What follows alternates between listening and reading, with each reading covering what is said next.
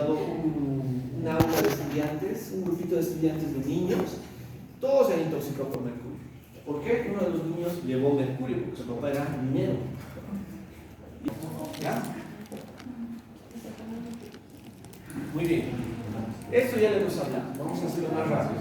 Entonces, una amenaza de aborto, ¿por qué se caracteriza?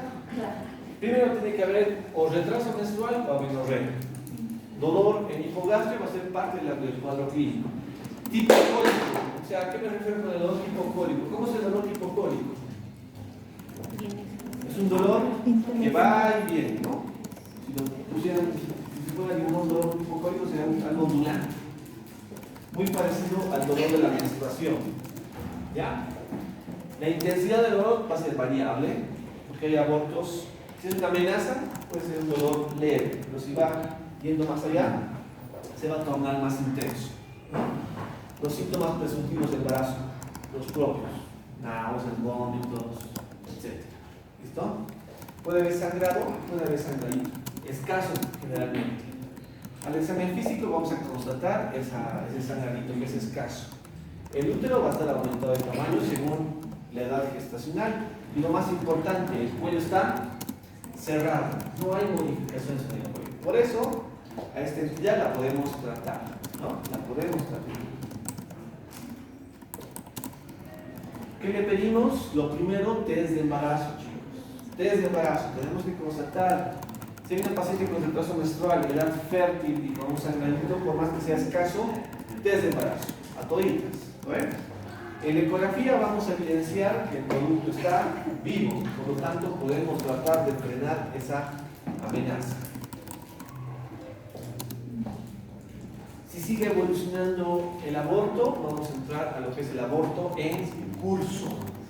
¿Qué tipos de aborto en curso tenemos? Inminente y... ¿Cómo diferenciamos uno de otro? Las membranas. ¿Cómo fue? Muy bien, va a depender de si está íntegra o no las membranas ovulares. Si están rotas las membranas, ¿qué será? Inevitable. ¿Lo ves? Además, hay algo que tienen que tomar en cuenta. En este caso, el cuello sí se va a encontrar abierto, tal como se ve en imagen. Tenemos el útero, al agregar un embarazo, la placenta, el producto, el cuello abierto. Yo hago tacto y lo que toco es partes fetales. ¿Esto qué será? ¿Qué será eso? Un aborto en curso inevitable. ¿Se le puede dar tratamiento para conservar el embarazo? No. ¿Qué pasaría si alguien dice, no, yo voy a conservar este embarazo? ¿Qué vamos a provocar? Una infección grave, ¿no es cierto? Y ese bebé no igual se va a morir. ¿Listo?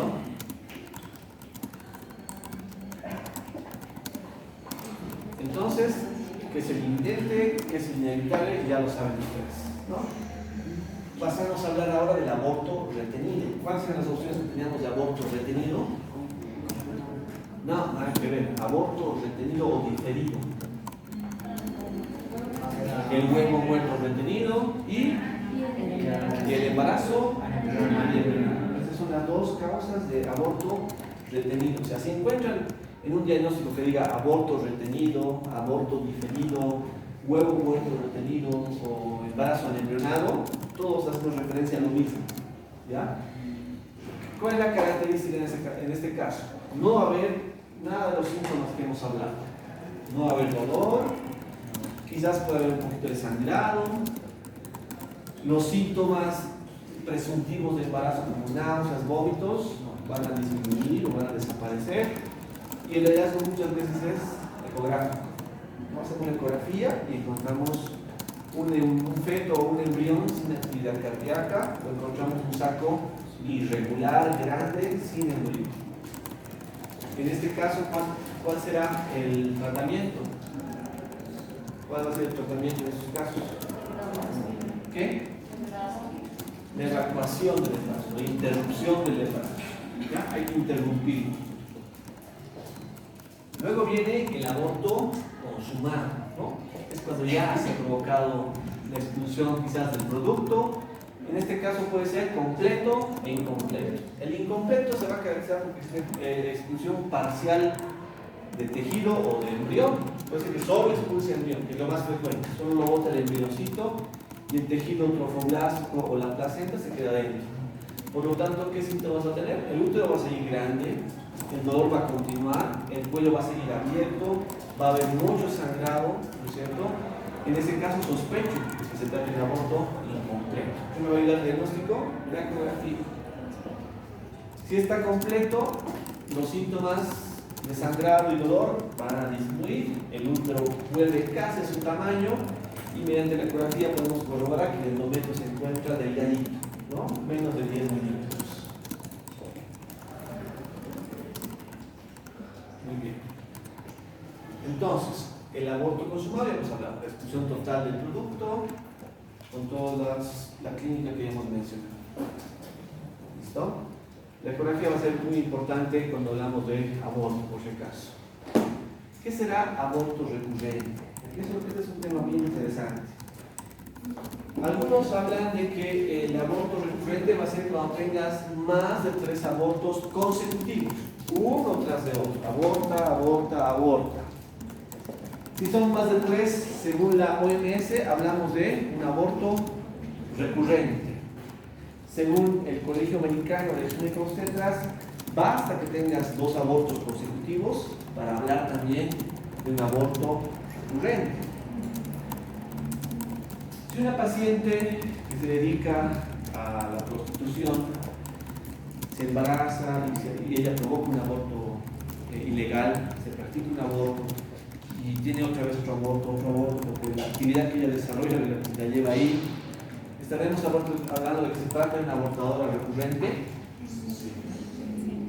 ¿Sí o no? Sí. En este caso no, porque son abortos provocados, aquí tiene que ser de manera espontánea. Dice espontáneos. ¿Listo? Ahora, ¿qué pasa con las mujeres que abortan de manera espontánea? Si te pasó una vez, tienes un 80% de posibilidades de tener un embarazo viable después. Si has tenido 2 abortos, tienes un 70% de posibilidades de tener un embarazo viable más adelante. Pero si ya tienes más de 3 abortos, tienes cada vez menos posibilidades de que tengas un embarazo viable. ¿Ya? En este tipo de situaciones, muchachos, hay que estudiar a las pacientes. Porque estaríamos hablando de ¿qué? ¿De infertilidad o de esterilidad? Infertilidad. Porque hay fecundación, pero ellos no llegan a ser viables, ¿no es cierto? Aquí es muy importante en este contexto estudiar a las pacientes, ¿no? Buscar causas. ¿Cuáles son las causas orgánicas para aborto? Lo mencionamos hace un momento. Exacto. ¿Qué infecciones? No, las ITUS son para amenazas. ITS, TORCH, ¿no es? TORCH, todas que tienen que ver con algunos parásitos, animales. Hay que buscar por ahí, ¿listo? O algunas endocrinopatías, una diabetes mal controlada, problemas de tiroides mal controlado, hipertensión, problemas inmunológicos, etc. ¿Listo? Hay que buscar la causa, ¿ya? Ahora, ¿qué pasa si estas pacientes no van al consultorio, se aguantan? Entramos a la sospecha de un aborto séptico. ¿Qué características tiene? Va a haber dolor, persistencia de sangrado, útero todavía grande, el cuello abierto, y ahí se le suma la fiebre, escalofríos, el flujo genital sanguinolento pero fétido, ¿no es cierto? Eso me hace pensar en un aborto séptico. ¿Listo? Muy bien. Ahora, ¿qué pasa con estas pacientes? Hay que indagar bastante bien, porque la hormona del embarazo, después de que se ha interrumpido, va a empezar a bajar, ¿no? Si una paciente te acude a la consulta y te dice que ha sangrado hace 2 semanas y que ahora sigue sangrando un poquito, pero ahora se dio, no está con los fríos, todo eso, le haces test de embarazo, sale negativo, ¿descartas que sea provocado por un embarazo? No puedes descartarlo, ¿no? Ya ha pasado una buena cantidad de días como el tiempo suficiente para que se negativice el test de embarazo. Por lo tanto, paciente de edad fértil que ha sangrado hace un tiempo abundantemente y tenía un retraso además, te sale negativo el test de embarazo y tienes estas condiciones, tienes que seguir pensando de que ha sido un aborto provocado o no provocado, pero ahora está como un aborto séptico, ¿no? Entonces, el manejo general del aborto se trata de la siguiente manera: hay que elaborar una buena historia clínica. Es sumamente importante indagar en los antecedentes. Quizás nos interese más cuando hay pacientes con antecedentes de abortos recurrentes, ¿no? Muchos abortos. Ahí tengo que ser mucho más exquisito en investigar los antecedentes, el buen examen físico. Aquí el examen físico va a ser clave para poder saber si es una amenaza o es un aborto en curso, ¿no es cierto? O es un aborto incompleto, completo, porque con las manos podemos de alguna manera guiarnos hacia el diagnóstico. Laboratorios. Dentro de estos, un hemograma completo. ¿Para qué? ¿Qué estamos buscando en el hemograma? ¿Qué estamos buscando? Anemia. Muy bien. ¿Qué más? ¿Qué más nos permite el hemograma estudiar? Uno son los glóbulos, las células rojas, ¿no? Leucocitos, por lo tanto podemos sospechar de una infección, lógicamente. ¿Qué más? ¿Qué más nos habla el hemograma? Plaquetas, las plaquetas para qué nos serán útiles. ¿En qué? Tiene que ver con la coagulación. Recuerden que toda paciente que se encuentra sangrando, ¿no? Se pueden consumir las plaquetas. Entonces podemos también haber correlación. En pacientes en estado de sepsis puede haber una coagulopatía también. Entonces podemos sospechar otros elementos en base solo al hemograma, ¿no? Otras pruebas de coagulación, los estados de sepsis también pueden cambiar el estado de coagulación. Me interesa saber el grupo y factor para qué. Estas pacientes como están sangrando, pueden necesitar la transfusión de sangre. Entonces necesitamos solicitar el grupo factor, ¿no? Tenerla preparada la paciente. VIH, PDL para lógicamente descartar algunas causas y también al momento de hacer el procedimiento cuidarnos, ¿no?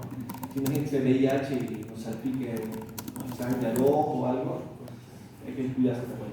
Y lo más importante, el test de embarazo, ¿no? El test de embarazo. ¿Qué ha pasado?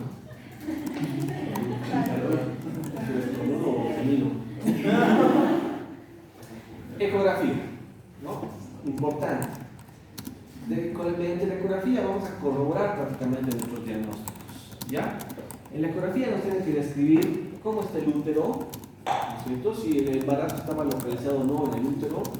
Nos interesa saber la forma del saco, tenemos que saber la vitalidad del producto y nos tienen que describir además los anexos. ¿Por qué nos tienen que describir los anexos?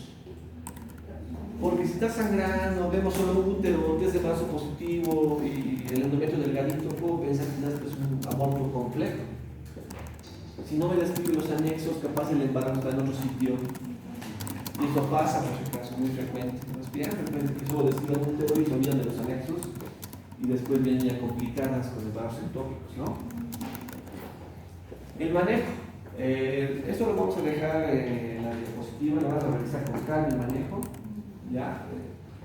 Lo que más nos interesa es saber, por ejemplo, que el manejo del tema de las amenazas se puede tratar de manera ambulatoria o hospitalaria, donde el reposo va a formar parte de las indicaciones, pero también es más importante identificar la causa. Si es una amenaza, hay que buscar la causa. La mayoría de veces va a ser una infección urinaria, por lo tanto un examen general de orina va a ser obligatorio, lo pidamos en estas pacientes. ¿Ya? Según las características de la paciente, podemos pedirle un manejo ambulatorio o internarla para tratarla. ¿Listo? Este es el equipo de AMEO, chicos. Algunos ya lo conocen. Es un equipo que se realiza, es un equipo que se utiliza en primeros o segundos niveles. Sirve para la evacuación de restos de un embarazo, un aborto incompleto. Todo esto se desarticula, todo esto se arma, las cánulas vienen en diferentes tamaños. Según la edad gestacional, nos va a ser útil una cánula más gruesa o una cánula más delgada. ¿Qué?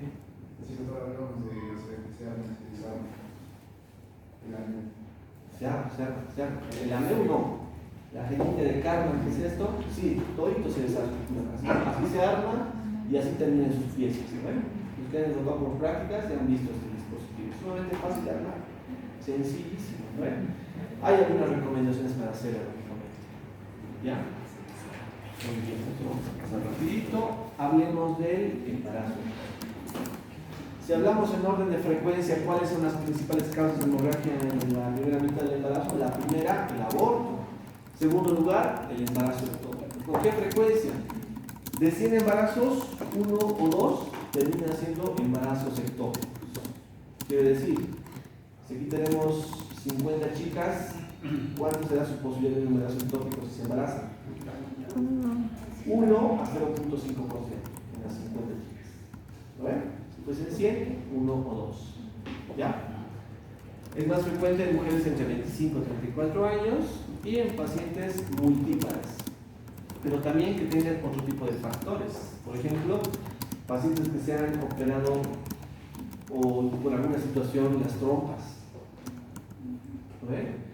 En embarazos ectópicos previos, en pacientes con enfermedad pélvica inflamatoria, en pacientes que utilizan dispositivos intrauterinos. Puede haber embarazos ectópicos, así que hay que tener en consideración cuando la paciente les cuente que tiene dispositivos o ha tenido una cirugía previa. ¿Ya? ¿Qué pasa con el embarazo ectópico? Lo definimos como aquel embarazo que se localiza en un lugar no habitual para el desarrollo de un embarazo. Este puede ser dentro del útero o más frecuentemente fuera del útero. Ahora, si hablamos de más frecuencia, ¿dónde es el sitio más habitual para el embarazo ectópico? La ampolla. La ampolla es una porción de la trompa de falopio. Muy bien. Síntomas. Va a haber síntomas inespecíficos. O sea, te puedes pensar hasta en un abdomen agudo, una ictus, una gastroenteritis.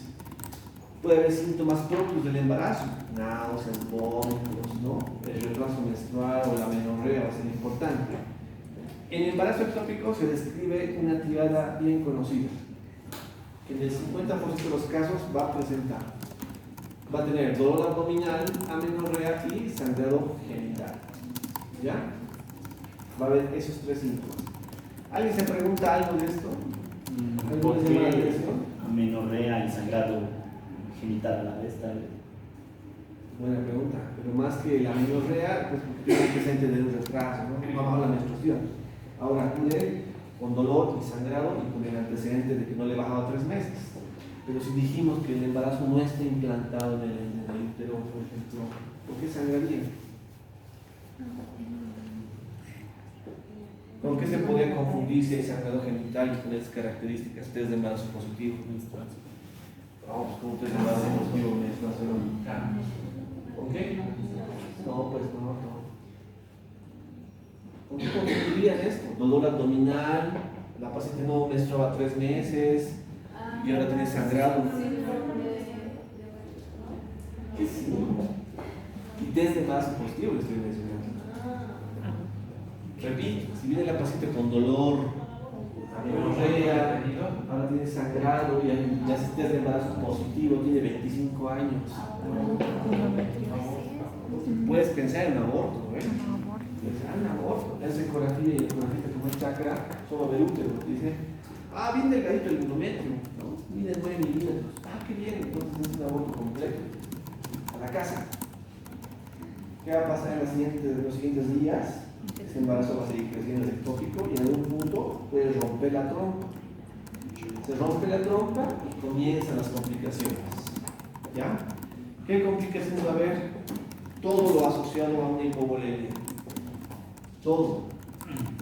Al principio va a haber dolor abdominal, ¿no es cierto? ¿Qué más va a haber? Irritación peritoneal, con la sangre dentro del peritoneo. Si continúa el sangrado, va a empezar a modificar las constantes vitales. Va a empezar a hacer taquicardia, hipotensión, taquipnea, va a empezar a desaturar, se va a empezar a inestabilizar a la paciente y finalmente puede choquearse y morir. A esa paciente ya despachada, pensando que es un aborto completo. Entonces hay que tener mucho cuidado con estos pacientes. No se fíen tanto de las ecografías que se limiten únicamente a describir útero. ¿Ya? Sean juiciosos, piensen mal y acertarán, dice el dicho. ¿Listo? Entonces, ¿qué le pedimos a estos pacientes? Lógicamente, test de embarazo, un control del hemograma, coagulación, multifactor. Y lo que nos va a ayudar va a ser la ecografía transvaginal, que te haga énfasis no solo en útero, sino también en anexos. Aquí ven la imagen, es un corte transversal de útero. Y ven en el anexo, ahí está el saco de embarazo. Generalmente, los embarazos ectópicos se rompen en la semana 6. Ese es el momento que generalmente la trompa se rompe, ya no tolera más la presión. ¿Ya? Pero los embarazos ectópicos, si bien son más frecuentes en la trompa, se pueden implantar también en otros sitios. Por ejemplo, ¿dónde más se puede implantar un embarazo ectópico? ¿Dónde? Puede ser abdominal, ¿no? Hay, de hecho, hace unos 10 años debe ser, han descrito un embarazo ectópico en el mesenterio. Y este embarazo ha llegado hasta las 30 y tantas semanas.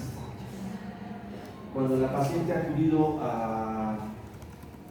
al hospital, se han dado cuenta que, ¿qué ha pasado?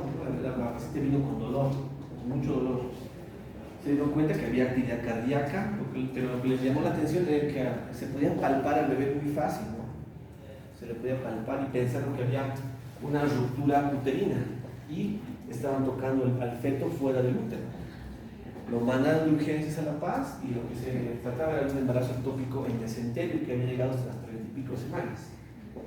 Lo operaron, salió el bebé y todo bien. El bebé debe tener 10 años, ¿no? Ya no salió del colegio. Pero son casos sumamente raros. La mayoría terminan en complicaciones, ¿no?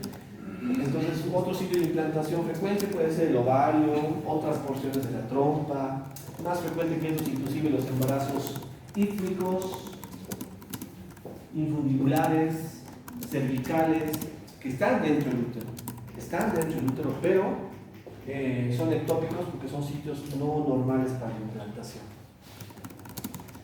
Hay que descartarlo, por si acaso.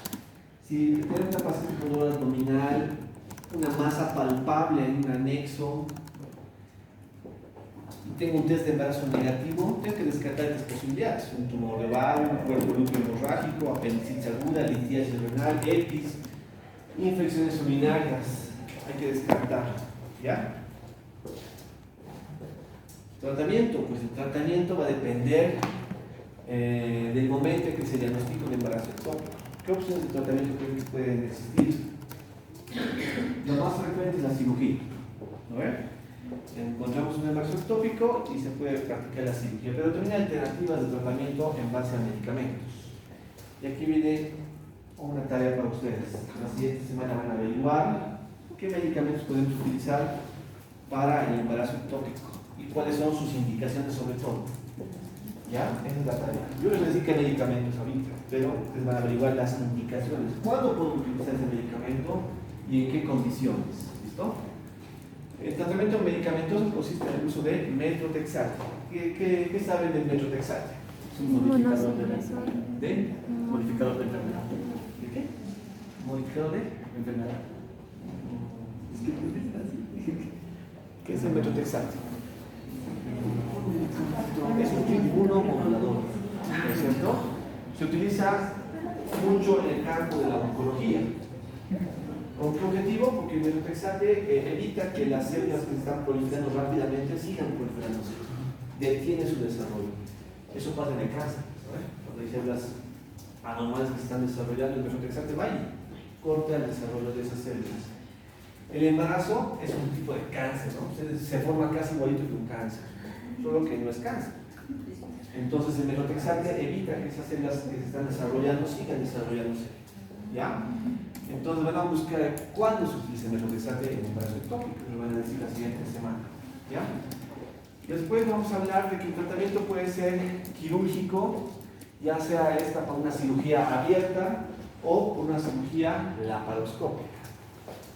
Hay dos opciones. La mayoría de cirugías tienen como objetivo sacar la trompa, el lugar donde está el ectópico. La mayoría. Pero en algunos casos se trata de conservar la trompa, realizando una salpingostomía. ¿Qué es la ostomía? ¿Qué es ostomía? Hacer un hueco y sacar algo de ahí, ¿verdad? Entonces hacemos la salpingostomía, abrimos la trompa y sacamos únicamente el embarazo ectópico y cerramos nuevamente la trompa. El problema de realizar esto, ¿cuál será? ¿Qué factores de riesgo existían para el embarazo ectópico? Lo mencionamos. Si hacemos el tratamiento conservador, sacamos solo el ectópico y suturamos la trompa, ¿qué factor de riesgo estamos sumando a esta paciente? ¿Qué puede pasar? ¿Qué? Y lo mencionamos, que estaba ahí. Revisen pues. Factores de riesgo. La cicatriz o la sutura que hemos realizado se puede empezar a fibrosar, puede estenosar la trompa y ser causante de nuevos embarazos ectópicos. O sea, el tratamiento conservador no es tan conservador como tal, ¿ven? Es un factor potencial para nuevos embarazos ectópicos. ¿Se lo puede plantear? Sí, lógicamente. En pacientes, por ejemplo, que no tienen hijos, están buscando un embarazo, tenemos que tratar de conservar la trompa en estos casos. Pero se asume el riesgo de un nuevo embarazo ectópico. ¿Ya? Y la salpingectomía como tal es sacar una parte de la trompa. En raros casos realizamos histerectomía. ¿Qué es la histerectomía? Sacar el útero. Esto va a ser frecuente cuando tengamos embarazos ectópicos cervicales. ¿Qué es un embarazo ectópico cervical? En alguna ocasión me pasó esto durante la residencia y casi nos volvemos changos. Porque, ¿qué pasó? Acudió a nosotros una paciente con sangrado genital escaso, dolor abdominal. Ahí tiene papel para borrar. Un pedacito. Un apunte.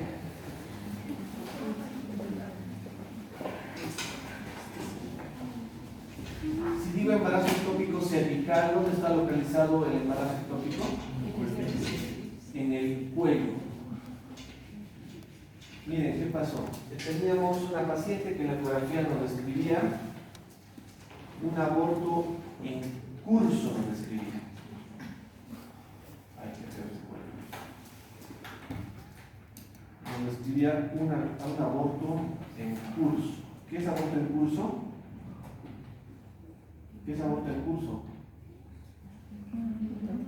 ¿Ya pues? ¿Qué?